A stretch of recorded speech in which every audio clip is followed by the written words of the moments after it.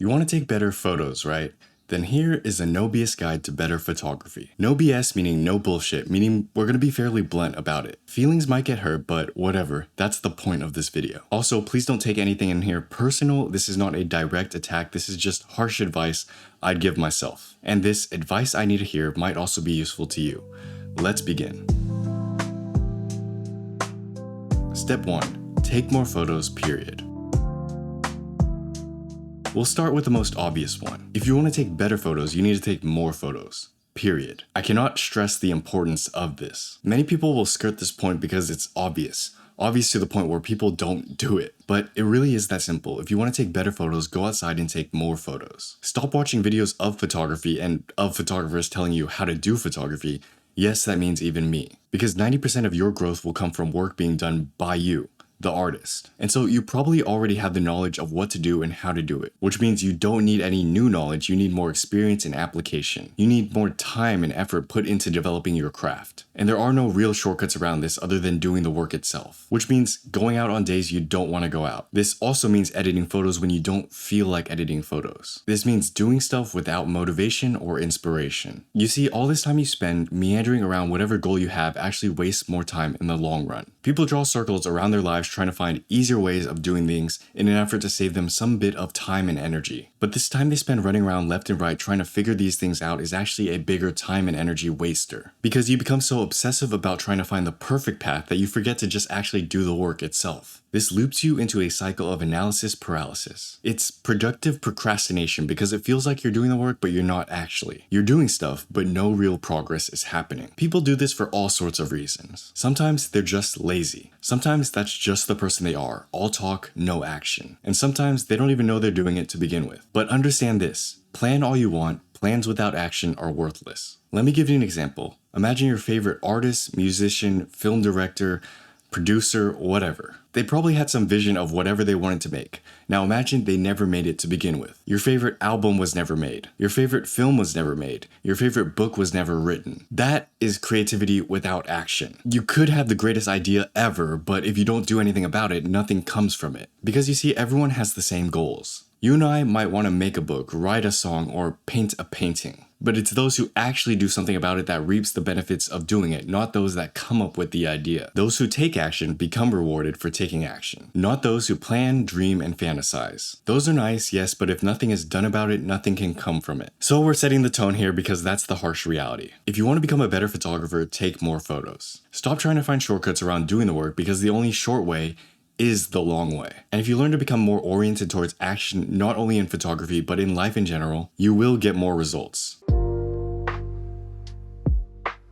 Step 2. Be your greatest critic. The next step towards better photography is to learn to be your greatest critic. People shy away from criticism because it's painful and it hurts. But if you can learn to be objective about your trashy photography without beating yourself up for it, you can actually profit immensely. Being your greatest critic has several benefits. 1. You learn to study and be objective about your photos. 2. You get better. 3. You absolve yourself from the opinions of others. Let's break each one of these down. Learn to study your own photos. Many photographers don't actually know what's wrong with their photography. They're simply repeating the cycle of taking the same bad photos over and over again. Or maybe the same good photos, which results in some consistency, but can also get stale and repetitive. So obviously it's difficult to know good from bad, right from wrong if you're just starting out with photography. But the sooner you get started, the better, because this is what will allow us to actually build the filter for getting better photos. Let me give you an example. Say you've just gone out and taken 100 photos one golden hour. You find the photos you like, edit them, and post them on social media. Now you might be happy and you feel like your job's done, but it doesn't end here. You see, that's where most people stop. But my recommendation is to take things one step further and ask yourself certain questions. Questions like, what did I like about this photo? What did I not like about this photo? And get into the details specifically. Write it down. I like the colors of this one, the tones of this one, the expression on this guy's face. I didn't like the exposure for this one. I felt like this one was off center a bit, and this one I took too quickly. And then ask yourself, what can I do better next time? You might come up with things like, I can expose this one better. I can be more patient here. I can tone down the colors on this one. Good questions like that that'll actually help you improve your photography. Is this making sense? Be clear, be specific, be deliberate, and ask yourself questions on how to actually improve your photos. If you can do and apply this for every photo session you have, you will get better faster. And you will beat most of your competition because most people take photos mindlessly, and most people never stop to ask themselves these questions. However, simply asking yourself what can be better about this ignites a cycle of improvement, one such that you'll start growing at an exponential rate, because every photo session you have becomes a learning experience which gives you direct feedback on your photography. And with every new photo session, you'll start trying new and different things, which gives you even more data and more feedback, which makes you better overall, and the cycle repeats itself. And therefore, you technically don't need a mentor or teacher. Outside opinion is great, of course, it can go a long way, but learning how to give yourself that kind of feedback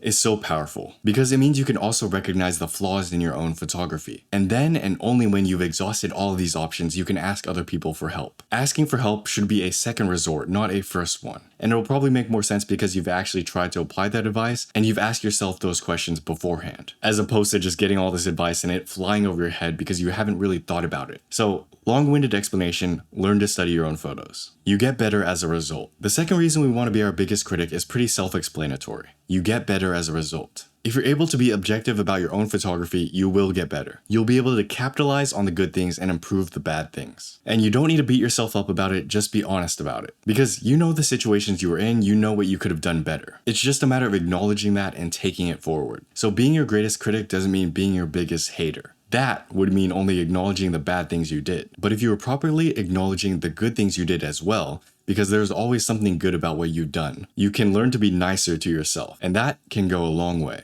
You absolve yourself from the opinions of others. This is perhaps the greatest benefit from being your greatest critic. When you learn to criticize your own work, nothing anyone else says can hurt you. Because whether someone else thinks this is a good or bad photo, it doesn't matter, because you already know that. You've already gone through and told yourself what you did well and what you did poorly. And so anonymous comment number 5562 doesn't matter. If you're harder on yourself than haters are on you, taking criticism is light work. And again, let me emphasize that being your greatest critic isn't being your biggest hater. Don't make yourself feel bad for no reason. Don't destroy yourself for taking a bad photo. Just be objective, be honest, and learn to laugh about your own mistakes. If you're able to do this, you can improve in anything while also simultaneously not taking yourself or others too seriously.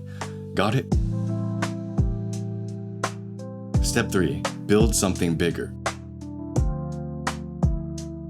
If I could grab a photographer by the shoulders, shake them, and tell them to do something, it would be to build something bigger. I've found that one of the greatest struggles I've had in photography is not having something to challenge me. Of course, I like to take random pointless snapshots here and there, but my photography truly revived itself when I gave myself a big project. You see, if you find yourself bored with photography, feel like every photo is all the same, or have become disinterested in the craft, it's because you lack a challenge. And I know what your mind might be thinking because my mind is thinking the exact same thing. No, Andre, photography just isn't fun anymore. I don't need a bigger challenge, that just sounds like more work. And then your mind will make up excuses about how it shouldn't do the work so that it doesn't have to do the work. My brain does this all the time. And we gotta cut this behavior out if we wanna get better. Because the fact of the matter is your mind is bored because you've reached a new level. You're better at photography than you were some years ago. And because of this, photography might have fallen flat for you. And the only true way to make things interesting again is to seek a new challenge. And maybe deep down you know this already. But you're scared to actually challenge yourself and take your photography to the next level. Because it's uncomfortable, takes effort, and will stress you out. And you'll probably fail many times before you succeed. So you'd rather complain and make excuses about how boring photography is than actually going out there and failing yourself. And you'd rather be comfortably stagnant in your photography than experience the pain of improvement. Or maybe you're actually scared of doing something hard because you think you're not good enough and that you won't be able to do it. This weird state of being better than you were before but not quite at that next level yet, and being scared to take that leap to get you to the next level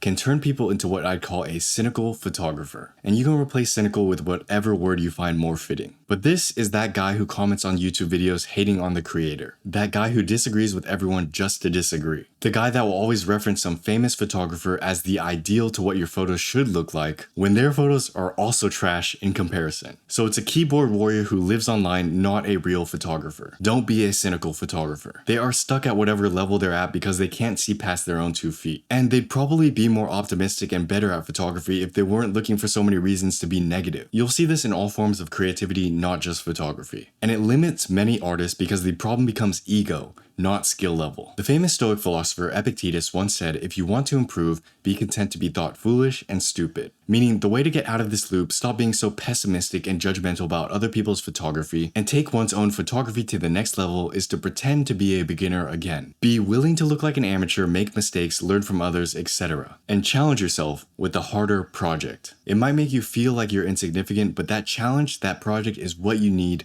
to improve. And all of this stems from discarding your ego and getting out of your own way. So this could be a photography zine, a photo book, or whatever creative project you want to make. Tell yourself, for the next 6 months, I challenge myself to make this thing. I don't care if I look stupid, I don't care if I fail, I don't care if I look dumb, I don't care if it falls short of what I think photography should be. I'm just gonna make this thing. And then get working on it. Don't worry about whether it's fun or not, don't worry about whether it's good enough or not, just get started. And once you get over this hump of breaking down these mental barriers that you might have about doing stuff, you'll start actually having fun with it. You'll quickly find yourself getting immersed into the project. And you'll start getting excited about using this favorite photo here or using it there. You'll get excited about other things like the text layout, the print materials, etc. And the things I said earlier will begin to make sense. It's very counterintuitive, but as a creative, you always need to be making something bigger to keep improving. If not, you're just stagnating, getting bored, judging others, and you'll soon fall out of the craft. And ironically, although your mind says it doesn't want to do the thing,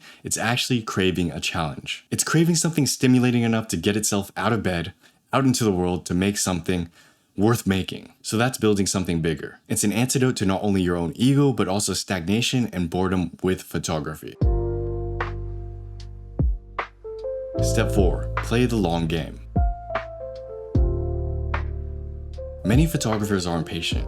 Actually, many people are impatient. They start something new, stick to it for a little while, and then quit and move on to the next thing. This can happen for several different reasons. You might want things now, meaning you want to get good fast. Maybe you're comparing yourself to others, meaning other better photographers that make you feel insignificant. Or you're not willing to commit, meaning you don't want to play the long game of photography because it's difficult to commit yourself for something for so long. All of which can lead you to quit because it got hard and you don't know how to push past that resistance. But for a discipline like photography or anything creative, you can't do that. Growth, improvement, and great work takes time. And if you're an impatient person, you'll quit before you can even actually get good. So this is one of the many things I have to remind myself of. Be patient and play the long game. The good news here is that impatience is actually a normal human experience. It's not strange or weird, we all go through it. And patience itself, learning patience, is a skill, meaning it can be trained and we can get better at it even if we suck now. It just takes practice. So how do we become patient with our photography? The key is to treat photography as a 10-year journey, not a 1-year one. Stop trying to get good super fast and learn to get good super slow. Don't compress your progress into a short time span and beat yourself up for sucking. Instead, just change your strategy. Ask yourself, if I had 10 years to get good at photography, how would I approach it? Answer this question and use a long-term mindset to frame your progress. What you'll quickly realize is that a long-term approach is actually rooted in the basics. Let me give you an example. Imagine you're an architect building a building. If you want to build a super tall and super strong structure, you want to get the base right. You want the foundation to be as solid as possible so it can hold everything up. And once that's done, building is actually easy. So learn to look at your creativity the same way. Playing for the long game means spending as long as you can in this foundational stage,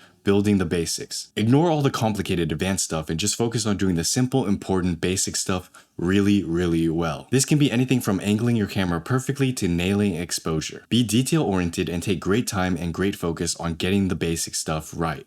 Make sense? So this is my recommendation. Give photography an indefinite period for improvement. Treat photography like something you'd get better at over the course of your life, not 6 months. And what you'll quickly realize is that 1, you'll actually be less stressed about your progress. 2, you'll actually get better, faster. Because now that you're less stressed and less emotional, you can actually create better. Plus, you'll enjoy photography more, which is sort of the point, right? So don't just apply this to photography, apply this to your entire life as well. Understand that your big goals will take big time, and instead of trying to do it all now, just try and enjoy the ride. So anyways, let's wrap this up real quick. Here is a step-by-step no BS guide to better photography. Step 1, take more photos, period. It's the most obvious, most useful tip I could give you. And because it sounds so simple, most people will dismiss it and not do it. Don't let that be you. If you want to get better, go out and take more photos. Step 2, learn to be your greatest critic. If you can be objective and study your own photos, you can learn what you did bad and what you did good.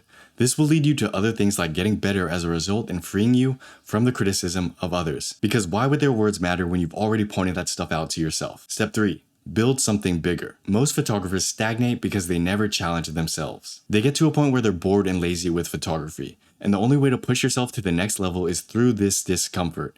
And discomfort is uncomfortable. So build a book or something, challenge yourself to make something, and reinvigorate your photography. Step 4. Play the long game. See your progression in photography over the course of your lifetime, not 6 months. And be patient. If you're able to do this, you will get better. So that's basically it. That's the No BS guide to better photography. I hope this helped. If it did, please share this with a friend. And if you want to learn more, you can join the newsletter down below. Also, if you like photo books, check out my latest photography zine, The Sinking Sun. It's a book I spent a lot of time and effort on. It's limited and it comes with many extras and goodies. And you can also grab a free 4x6 print while you're at it. Thanks for watching as always. Have a great day. Peace.